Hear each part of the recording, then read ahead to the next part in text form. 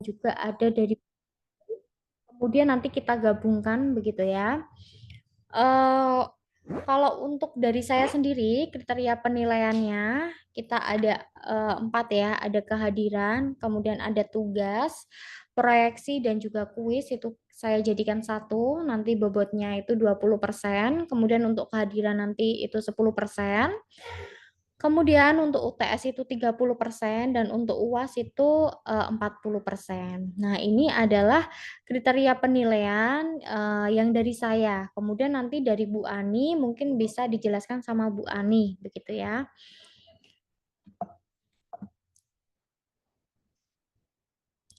Oke. Kemudian hal yang perlu saya ingatkan kembali bahwa nanti setelah nilai itu kita akumulasikan antara nilai dari saya dan juga dari Bu Ani, kemudian nanti nilai akhirnya akan kita konversi ke dalam atau ke bentuk lambang gitu ya. Jadi ada A, B, C, D, E begitu. Nah, untuk mendapatkan nilai A itu dengan skor nilai akhir itu lebih dari sama dengan 86. Kemudian untuk nilai B itu lebih dari sama dengan 71 sampai 85. Dan untuk nilai C itu lebih dari sama dengan 56 sampai 70. Nah, harapan saya untuk nilai PSG itu minimal mendapatkan nilai B, begitu ya Bapak Ibu. Kemudian di sini untuk nilai ini sudah disesuaikan dengan buku pedoman akademik begitu ya, yang dari universitas begitu untuk skor nilainya.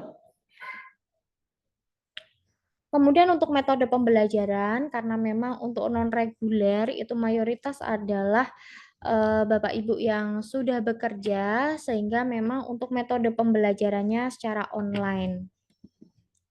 Kemudian untuk media pembelajaran yang digunakan, menggunakan Zoom dan Sepada, begitu.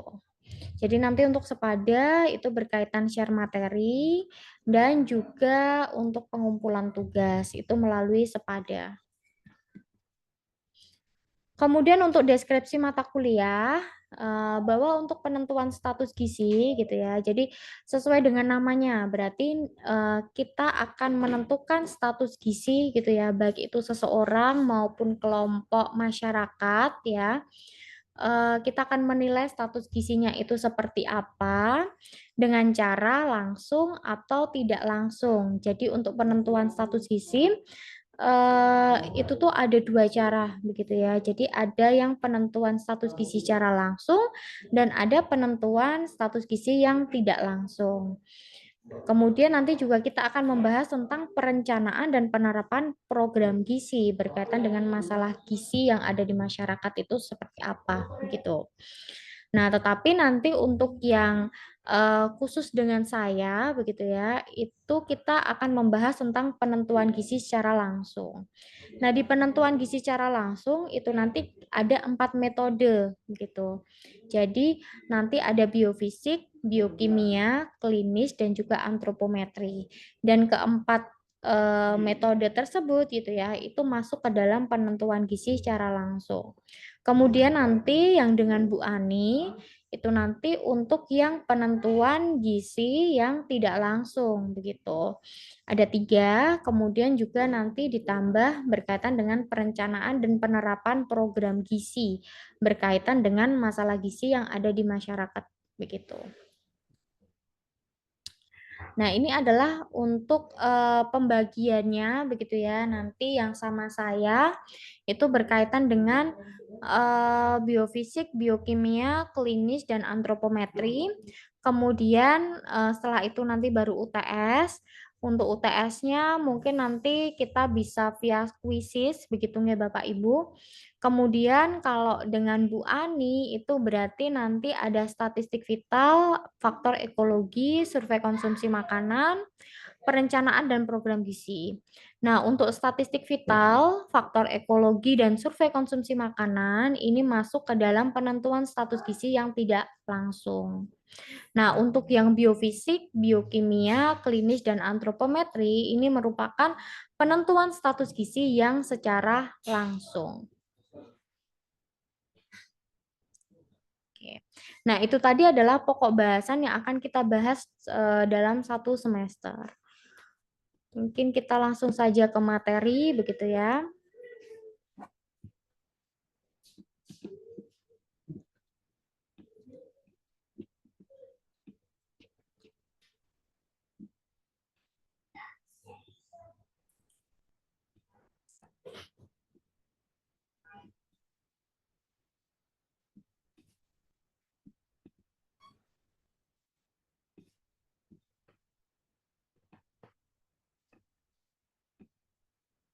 Oke, kita mulai ke penentuan status gizi secara biofisik.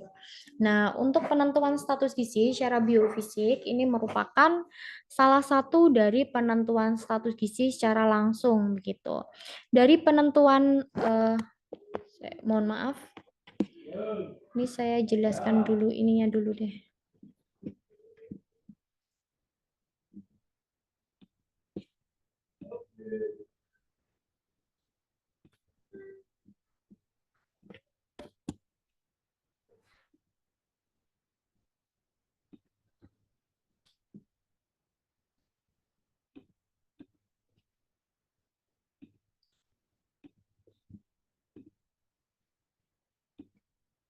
Oke.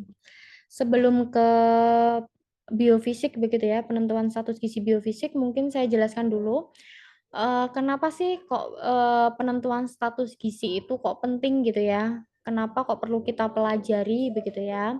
Supaya mahasiswa itu mampu memberikan gambaran secara umum mengenai metode penentuan status gizi. Nah, untuk bagaimana cara kita menentukan penentuan status gizi, ini dari masing-masing metode tersebut itu memiliki kelebihan dan kekurangan begitu ya. Jadi nanti disesuaikan saja dengan tujuan kita dalam menentukan sebuah status gizi begitu. Kemudian seperti yang saya sampaikan tadi bahwa masing-masing itu dia ada kelebihan dan juga keuntungannya. Jadi silakan disesuaikan. Kemudian juga memberikan gambaran singkat mengenai pengumpulan datanya, kemudian perencanaan, serta implementasi untuk penentuan status gizi.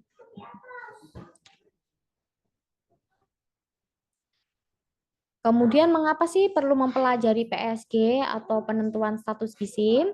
Karena memang peran dan juga kedudukan penentuan nilai status gizi di dalam ilmu gizi itu untuk mengetahui status gizi ya. Jadi status gizi tersebut akan kita ketahui begitu ya.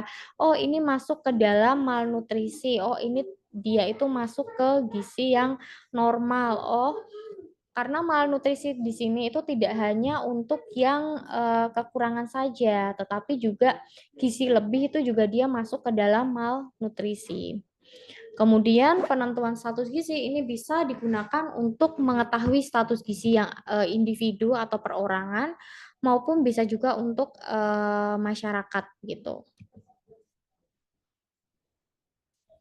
Kemudian pengertian sendiri dari PSG begitu ya, bahwa penentuan status gizi itu bisa digunakan untuk interpretasi data yang didapatkan dengan menggunakan berbagai metode, karena tadi ya ada metode secara langsung dan tidak langsung, untuk mengidentifikasi populasi atau individu yang beresiko atau dengan status gizi yang buruk begitu. Jadi memang kita akan mengidentifikasi berkaitan dengan status gizinya. Nah, untuk yang metode langsung ya untuk penentuan status gizi tadi itu ada 4. Di sini ada biofisik, biokimia, klinis dan juga antropometri. Nah, biofisik itu apa begitu ya? Jadi biofisik itu merupakan penentuan status gizi yang dia itu ya fokusnya untuk melihat kemampuan fungsi dari jaringan dan juga perubahan struktur dari jaringan. Nah, biasanya untuk yang biofisik ini digunakan untuk melihat tentang kemampuan fungsi dan jaringan dari ini apa namanya mata begitu. Jadi untuk mengetahui apakah mata kita itu ada kaitannya dengan kekurangan gizi begitu ya. Jadi fokus kita di sini adalah berkaitan dengan kelebihan dan kekurangan gizi begitu. Tapi memang untuk biofisik ini jadi untuk melihat tentang fungsi dan jaringan dari mata kita itu berfungsi dengan baik apa tidak. Nah, berarti kalau mata itu ada hubungannya dengan vitamin A begitu. Kemudian ada biokimia. Nah, kalau biokimia itu merupakan pemeriksaan yang dia itu biasanya masuk ke dalam lab kayak gitu ya. Jadi menggunakan alat laboratorium nanti untuk melihat berkaitan dengan gizinya gitu ya. Nah, yang dibutuhkan spesimennya adalah darah, kemudian urin, tinja dan juga jaringan tubuh. Jadi untuk mengecek berkaitan penyakit yang ada hubungannya dengan gizi. Kemudian untuk klinis, di sini adalah penilaian berdasarkan pada perubahan yang terjadi yang dapat dilihat pada jaringan epitel. Jadi apabila ada perubahan pada jaringan epitel begitu ya, kita lihat dengan mata kita gitu ya, terjadinya perubahan atau tanda gejala dari penyakit itu kok ternyata ada perubahan pada jaringan epitel. Nah, itu berarti dia masuk ke dalam metode klinis. Tetapi memang untuk metode klinis ini itu perlu adanya penguat untuk ini ya, untuk memperkuat diagnosis tersebut gitu ya. Jadi mungkin nanti bisa dikombinasikan dengan metode penentuan status gizi yang lain. Kemudian kalau antropometri ini berarti nanti berhubungan dengan berbagai macam pengukuran dimensi tubuh dan komposisi tubuh. Contohnya seperti pengukuran berat badan, kemudian pengukuran tinggi badan. Nah, untuk pengukuran berat badan itu kan bisa juga ya sebagai indikator menentukan status gizi. Contoh nanti kita masukkan ke rumus Z-score. Nah, nanti kita masukkan ke rumus Z-score untuk menentukan, oh ini dia masuk ke stunting, oh ini dia masuk ke gizi kurang, gizi lebih, atau menggunakan rumus BMI gitu ya, body mass index, itu kan bisa juga ya kita akan mengetahui dia itu status gizinya seperti apa. Nah, itu tadi adalah contoh untuk antropometri. Jadi menggunakan pengukuran dimensi tubuh dan juga komposisi tubuh untuk menentukan status gizi. Kemudian kalau yang tidak langsung di sini nanti ada statistik vital, ada survei konsumsi makanan dan juga faktor ekologi. Nah, untuk yang tidak langsung nanti mungkin akan disampaikan sama Bu Ani begitu ya. Tapi mungkin akan saya cuplik sedikit bahwa untuk yang statistik vital itu berarti nanti karena tadi ya menentukan apa namanya tidak langsung gitu ya. Berarti dia akan menganalisis beberapa data statistik kesehatan yang terkait dengan angka kematian berdasarkan umur, angka kesakitan dan juga kematian akibat penyebab tertentu yang ada hubungannya dengan gizi. Nah, dari data-data tersebut nanti akan dianalisis itu penyebabnya apa, seperti itu. Kemudian kalau survei konsumsi makanan, itu nanti berarti kita akan menanyakan begitu ya, berkaitan dengan jumlah dan jenis zat gizi yang dikonsumsi. Nah, itu kenapa kok dia masuk ke tidak langsung begitu ya, karena memang nanti kita akan merecall, menanyakan gitu ya, makanan yang dikonsumsi selama 1 hari ini apa, kemudian mungkin merecall berkaitan dengan 1 minggu itu dia makan apa saja begitu ya. Jadi memang kita akan melakukan survei tentang makanan yang dikonsumsi oleh ini apa individu tersebut begitu. Kemudian nanti setelah kita lakukan apa namanya survei gitu ya menggunakan kuesioner, kemudian nanti kita akan mengkonversi apa yang disampaikan oleh responden tersebut kita konversi dalam bentuk ukuran rumah tangga begitu ya, kemudian dikonversikan nanti ke dalam bentuk ini apa namanya gram begitu, supaya kita bisa tahu seberapa atau rumah tangga tersebut atau orang tersebut itu mengkonsumsi berkaitan dengan makanan hariannya gitu. Kemudian faktor ekologi, pengukuran status gizi yang didasarkan atas ketersediaannya makanan yang dipengaruhi oleh faktor ekologi. Berarti ini ada kaitannya dengan faktor lingkungan, kemudian juga adat istiadat, sosial dan sebagainya. Karena terkadang ada juga ya mungkin suatu daerah begitu ya yang Eee, tidak memperbolehkan begitu ya, mengkonsumsi contoh nih mungkin, ibu setelah melahirkan itu tidak boleh makan yang amis-amis begitu ya. Padahal yang makan amis-amis itu kan kebanyakan yang dia itu memiliki protein begitu ya.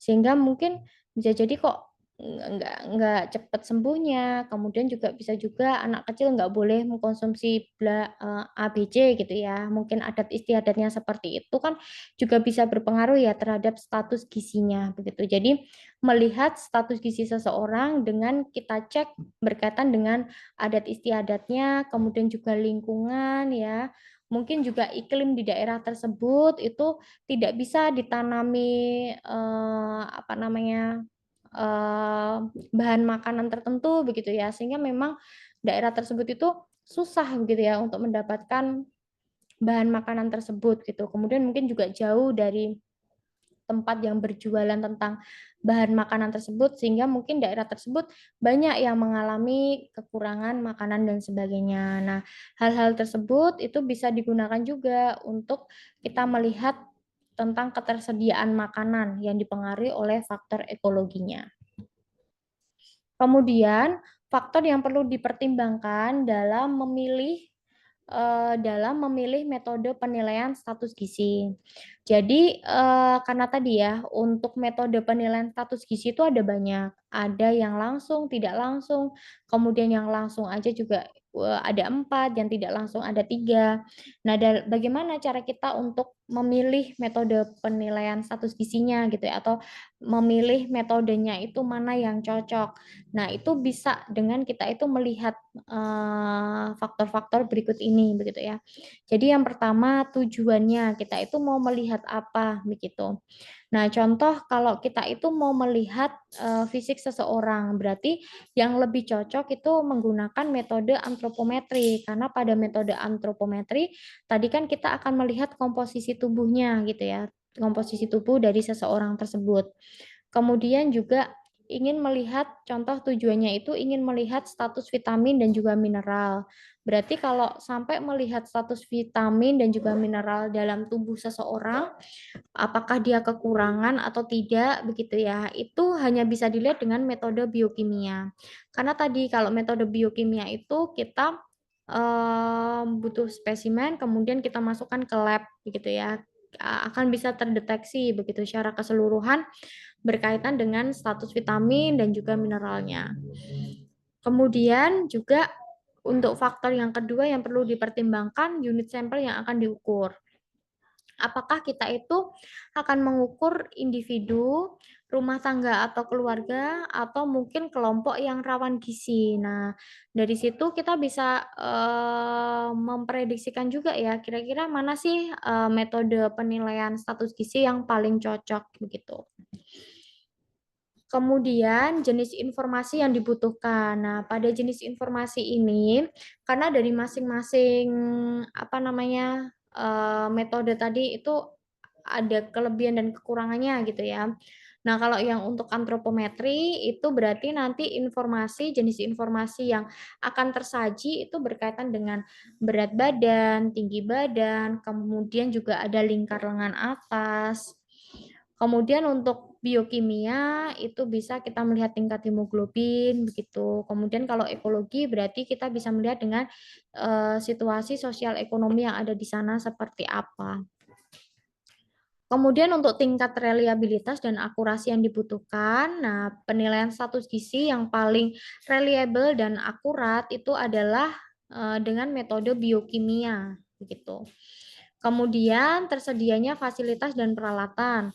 Nah, untuk fasilitas yang ada dan mudah didapat, kemudian juga, eee ada pula yang sangat sulit diperoleh. Nah, sehingga memang kita perlu memperhatikan ya, kira-kira alat-alat yang dibutuhkan dari masing-masing metode tersebut itu mana yang paling mudah dan paling, murah gitu kan juga perlu kita perhatikan juga ya, gitu. Nah, jadi peralatan yang diimpor itu pastinya akan lebih mahal dibandingkan produk dalam negeri. Jadi contoh yang paling mahal di sini ya yang biokimia karena memang dia menggunakan laboratorium ya, alat-alat yang ada di laboratorium. Kemudian tenaga. Jadi berkaitan dengan tenaga, penilaian status gizi secara biokimia karena tadi ya dia di lab gitu ya, berarti dia memerlukan tenaga ahli kimia atau analis kimia begitu dalam membaca hasil dari eh, alat-alat yang ada tadi begitu ya pastinya. Kemudian berbeda juga dengan antropometri. Nah, kalau antropometri ini tenaga yang dibutuhkan dia tidak memerlukan tenaga ahli. Nah, kadang juga kader itu kan juga bisa ya begitu. Kemudian kalau penilaian status gizi secara klinis ini membutuhkan tenaga medis atau dokter begitu karena untuk menilai berkaitan dengan tanda gejala yang muncul atau perubahan dari jaringan epitel.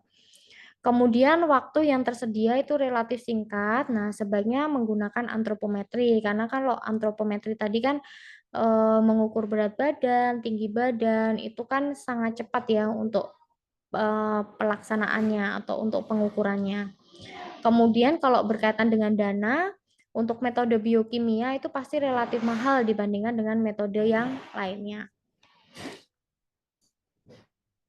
Oke, nah itu tadi berkaitan dengan pengantar begitu ya untuk menentukan status gizi dan juga kira-kira faktor yang perlu dipertimbangkan dalam memilih metode penilaian status gizi karena memang untuk metode penilaian status gizi ini kan ada banyak begitu.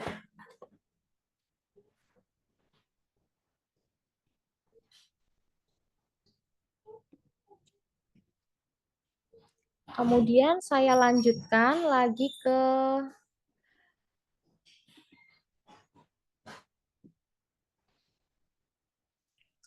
satu lagi ya untuk PPT-nya begitu.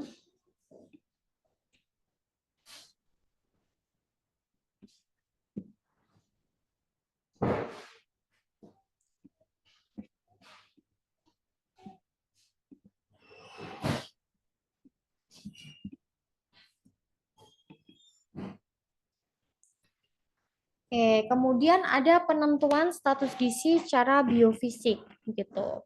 Nah, untuk penentuan status gizi yang secara biofisik ini berarti kita akan melihat berkaitan dengan kemampuan dari fungsi dan juga jaringan tersebut itu seperti apa. Apakah dia bisa melakukan fungsinya dengan baik atau tidak begitu. Yang pastinya ada kaitannya dengan gizi. Oke, jadi pengertiannya adalah metode penentuan status gizi secara langsung dengan melihat kemampuan fungsi dari jaringan dan juga perubahan struktur dari jaringan tersebut itu seperti apa. Nah, yang dimaksud dengan tes kemampuan fungsi jaringan itu meliputi apa sih gitu ya. Jadi meliputi kemampuan kerja dari jaringan tersebut, kemudian energi ekspenditur gitu ya atau energi yang dikeluarkan serta adaptasi dari sikap jaringan tersebut itu seperti apa. Nah, contoh dari adaptasi sikap sendiri gitu ya, karena tadi memang untuk yang biofisik ini biasanya dia digunakan untuk memeriksa mata ya. Jadi berkaitan dengan apa namanya kekurangan vitamin A begitu.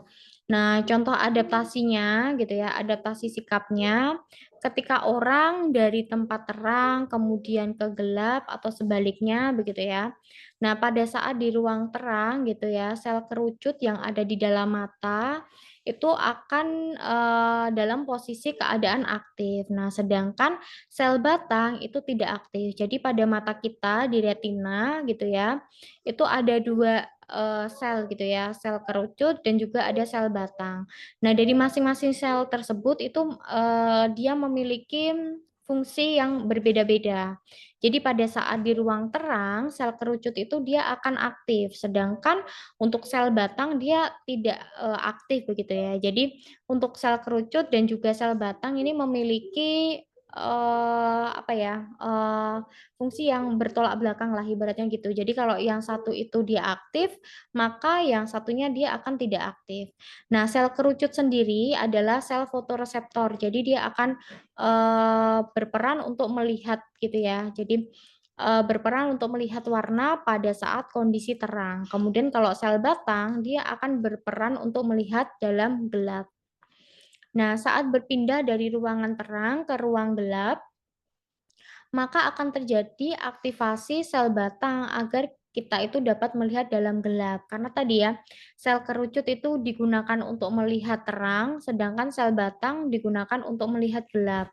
Jadi saat berpindah tempat itu pastinya sel tersebut juga akan berpindah atau maksudnya on off-nya atau keaktifannya itu juga akan berpindah begitu. Nah, aktivasi sel batang ini memerlukan zat yang disebut dengan zat rhodopsin.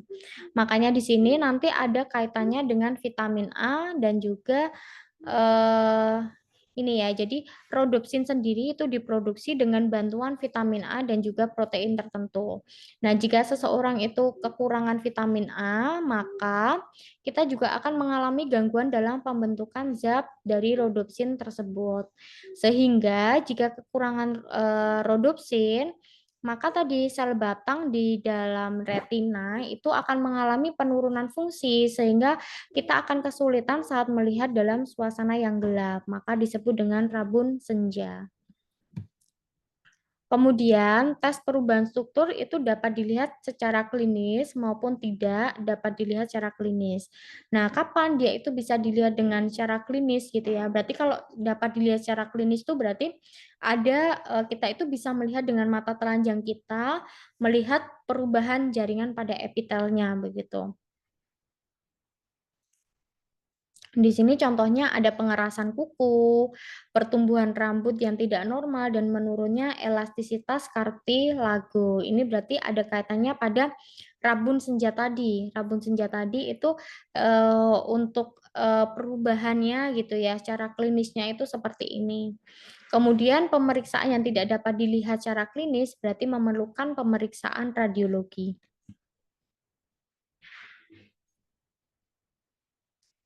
Kemudian untuk penilaian status gizi yang biofisik ini sangat mahal dan juga memerlukan tenaga profesional dan hanya dapat diterapkan dalam keadaan tertentu saja. Jadi memang ini digunakan untuk tes kejadian buta endemik kayak gitu ya. Jadi memang tidak atau jarang sekali digunakan begitu ya untuk yang metode biofisik.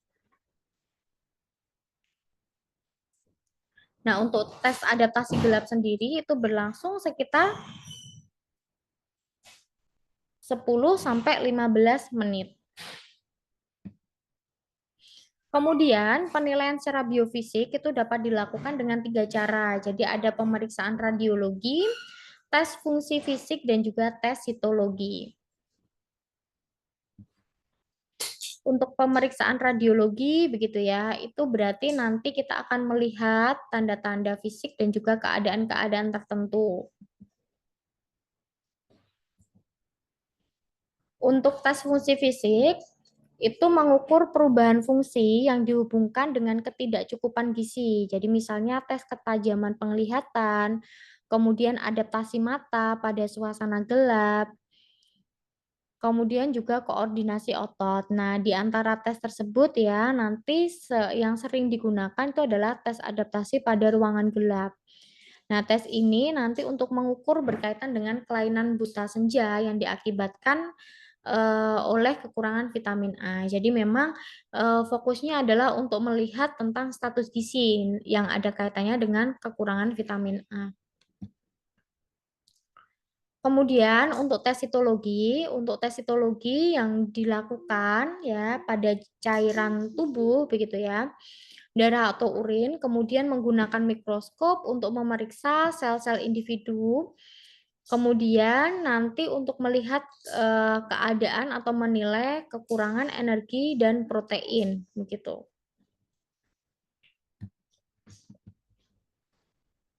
Nah, pada pemeriksaan ini nanti kita akan melihat gitu ya. Jadi menggunakan mikroskop akan melihat noda pada epitel dari mukosa oral begitu. Dari sini mungkin ada yang ingin ditanyakan dulu Bapak Ibu?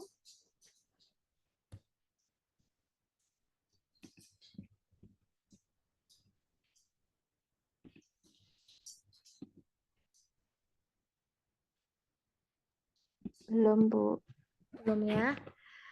Mungkin kalau J, G. Mungkin kalau belum, Lanjut. G. Kalau belum, ini sebenarnya materinya, oke, masih ada satu lagi mungkin ya. Sebenarnya tadi sudah yang terakhir sih, atau mungkin ini satu lagi begitu ya materinya begitu. Nanti berarti di pertemuan selanjutnya itu eh, kita ada satu lagi materi, setelah itu kita UTS, mungkin nanti UTS-nya bisa kuisis atau mungkin ini aja ya Bapak Ibu, saya beri soal begitu ya secara IC nanti dikumpulkan lewat Sepada. Jadi monggo nanti bisa ini aja, maksudnya bisa didiskusikan kepada teman-teman semuanya karena memang kan teman-teman di sini juga kerja semua ya. Nanti takutnya kalau kuisis pada kesusahan jaringan dan sebagainya. Jadi mungkin nanti ada soal IC, kemudian nanti dikumpulkan di Sepada, begitu supaya enggak ini juga ya tidak menyusahkan Bapak Ibu juga gitu. Iya Bu, izin Bu. Oke. Yang waktunya pengerjaannya yang bisa fleksibel gitu Bu. Kalau Oh, kuisis tapi enggak. waktunya terbatas, kita mungkin ada yang kelewat seperti itu.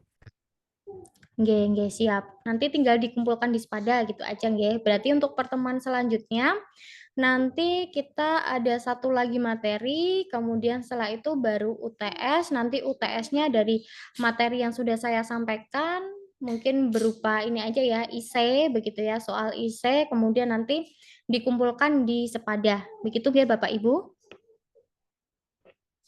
Oke, ini ada satu lagi materi. Nanti setelah itu baru dengan Bu Ani.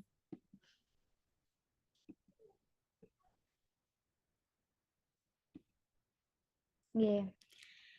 Kemudian ini yang terakhir berkaitan dengan biokimia. Jadi kalau yang biofisik begitu ya, biofisik itu tadi berarti kita melihat status gizi seseorang gitu ya, dengan kita melihat kemampuan dari fungsi dan jaringannya itu seperti apa begitu.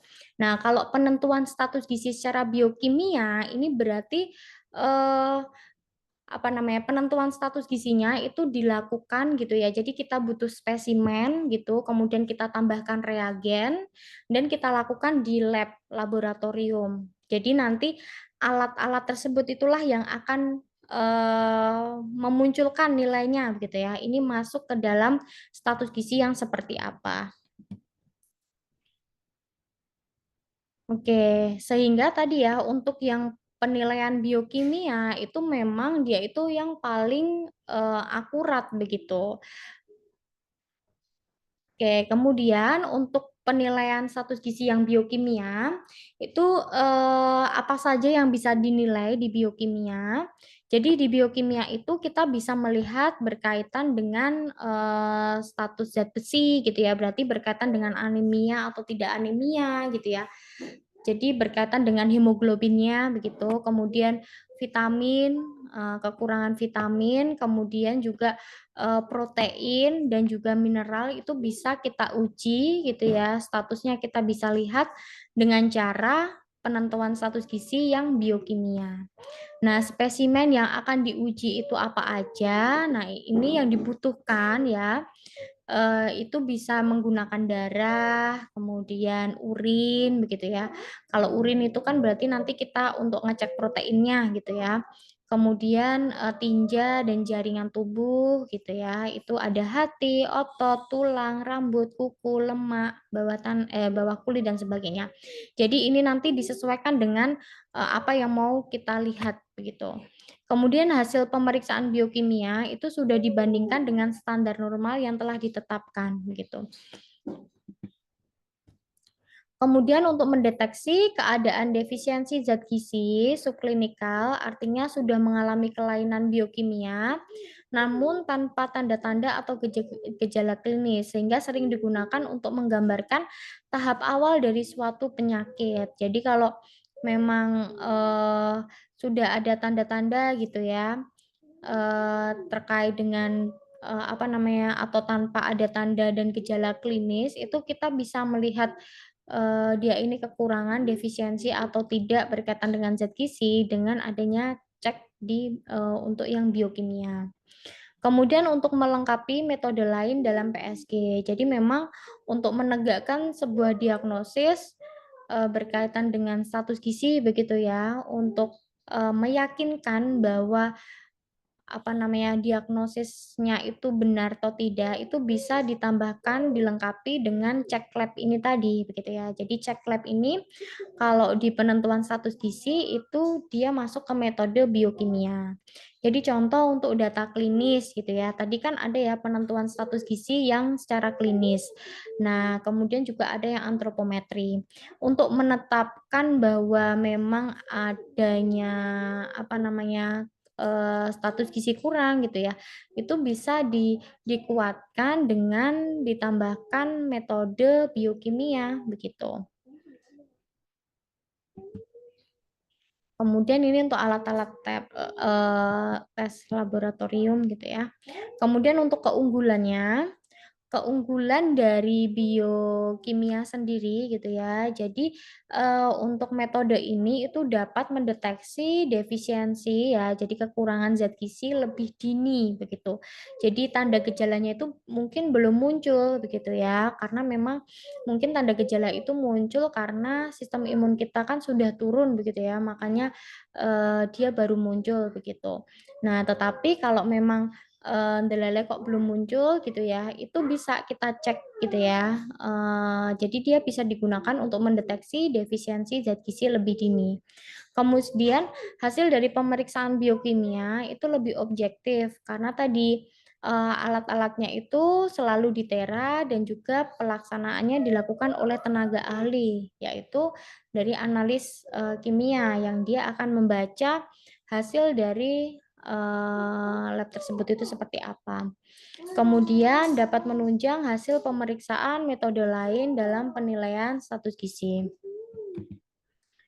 Kemudian kelemahannya, pemeriksaan biokimia hanya bisa dilakukan, kemudian membutuhkan biaya yang cukup mahal. Kemudian dalam melakukan pemeriksaan diperlukan tenaga yang ahli, kemudian kurang praktis dilakukan di lapangan. Sehingga memang tadi ya, karena alat-alatnya mungkin ada yang besar gitu ya. Jadi kalau eh, butuh dibawa-bawa kemana-mana itu mungkin agak susah juga gitu ya kalau untuk yang biokimia ini.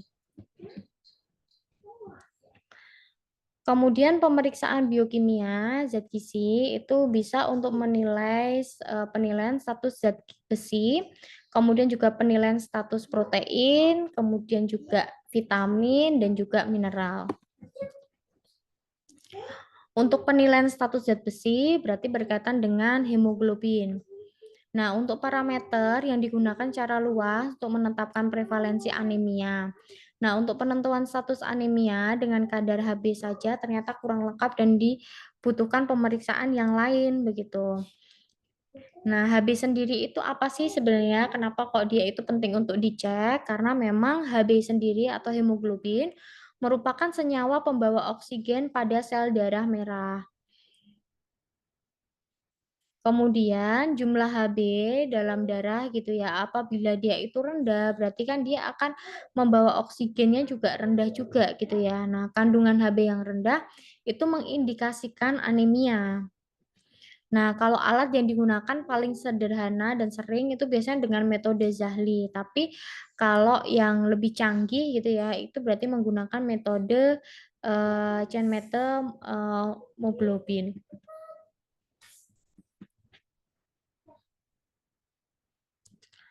Kemudian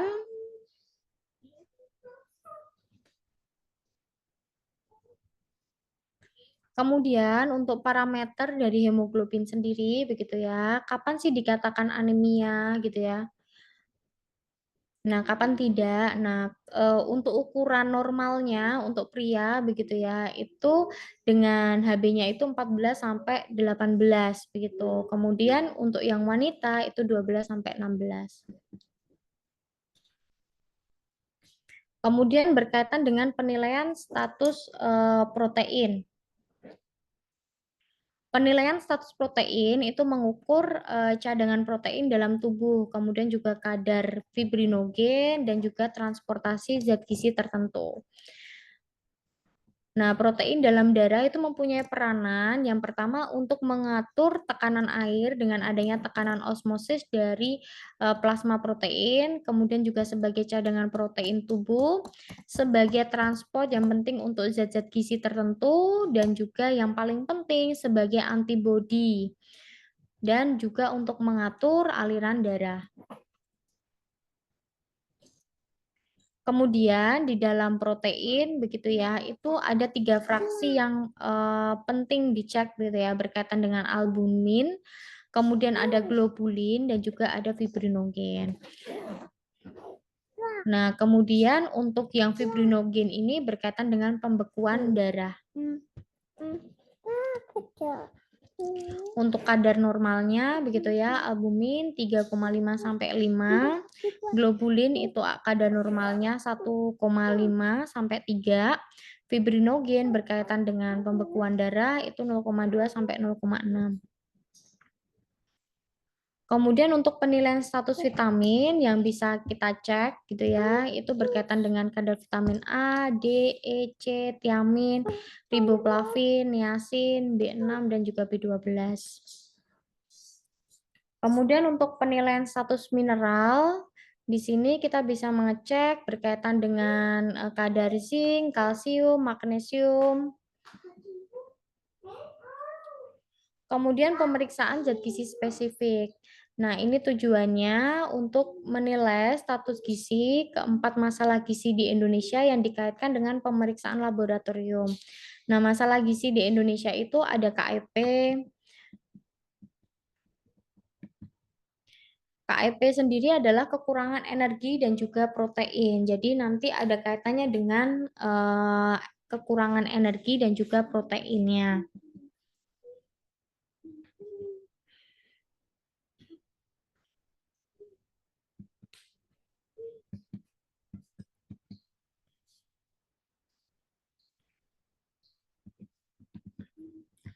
Kemudian ada juga berkaitan dengan anemia gizi besi gitu ya. Jadi anemia ini keadaan di mana kadar hemoglobin dalam darah itu kurang dari normal. Yang pastinya berbeda untuk setiap kelompok umur dan juga jenis kelamin. Jadi masing-masing ini ada ininya apa batas normalnya begitu ya untuk kelompok bayi atau balita, usia sekolah, ibu hamil, laki-laki dewasa dan juga wanita dewasa itu ada masing-masing untuk batas normalnya. Apabila dia itu di bawah batas normal itu berarti dikatakan dengan anemia. Tapi kalau di atas dari batas normal itu berarti HB-nya gitu ya itu berarti bagus begitu. Kemudian ada kurang vitamin A. Jadi proses kekurangan vitamin A itu berlangsung secara bertahap. Jadi dimulai dengan habisnya persediaan vitamin A dalam hati, kemudian menurunnya kadar vitamin A dalam plasma, dan akhirnya akan timbul disfungsi retina atau retina tidak berfungsi dengan semestinya. Dan nanti akan terlihat perubahan jaringan epitel seperti yang saya sampaikan tadi pada penentuan status gizi yang di biofisik gitu ya. Jadi ada perubahan jaringan epitel juga pada disfungsi retina. Setelah itu nanti konsentrasi vitamin A dalam hati ya yang merupakan indikasi untuk menentukan status vitamin A.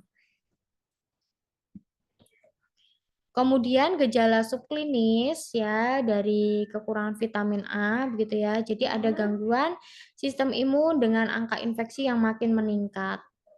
Nah, gejala klinisnya yaitu seroptalmia. Jadi ini berhubungan dengan yang ada di bola mata begitu ya.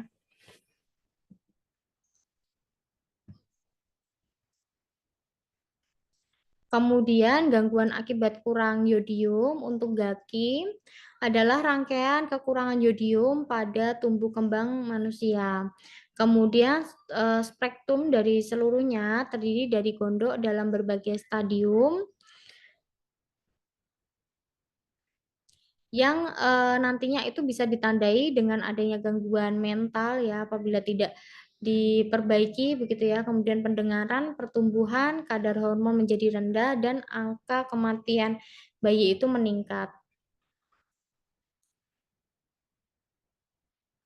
Sehingga memang perlu sekali adanya survei berkaitan dengan tadi ya pemeriksaan kadar TSH dalam darah pada usia 6 sampai 12 tahun serta mengukur ekskresi yodium dalam urin. Kemudian berkaitan dengan tahapan keparahan gondok endemik ya menurut ekskresi atau pengeluaran yodium dalam urin bahwa tahap 1 begitu itu lebih dari 50 mikrogram kreatin dalam urin. Jadi suplai hormon tiroidnya itu cukup untuk perkembangan fisik dan mental yang normal. Kemudian kalau dia itu masuk ke dalam resiko hipotiroidisme atau ini ya berarti sudah ini berarti sekresinya ekskresi dari kreatininnya itu 25 sampai 50. Kemudian kalau dia itu kurang dari 25 itu berarti dia masuk ke resiko menderita kreatinisme. Yang paling bagus itu berarti yang di tahap 1 tadi ya. Jadi harusnya hormon tiroidnya itu cukup untuk perkembangan fisik dan mental yang normal. Suplai hormonnya. Nah, untuk tahap 2 dan 3 ini berarti dia mengalami kekurangan begitu. Mungkin dari sini ada yang ditanyakan dulu Bapak Ibu semuanya.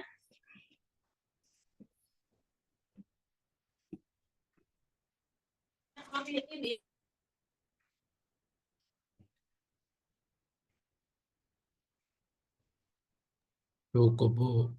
Oh, kalau belum ada yang ingin ditanyakan, begitu nggih Bapak Ibu, mohon nanti Bapak Ibu jangan lupa untuk absensi, begitu ya. Nanti PJ ya, Mas Diki mungkin bisa untuk ini ya, merekap gitu ya, yang hari ini sudah join, begitu. Nanti dalam bentuk Excel, kemudian dikirimkan ke saya, begitu. Iya, Bu, baik. Oke, terima kasih Bapak Ibu semuanya yang hari ini sudah join. Mohon maaf apabila ada salah kata. Wassalamualaikum warahmatullahi wabarakatuh. Waalaikumsalam warahmatullahi Waalaikumsalam. Oke, terima kasih Bapak Ibu semuanya. Sehat-sehat, Terima kasih, Bu. Bu.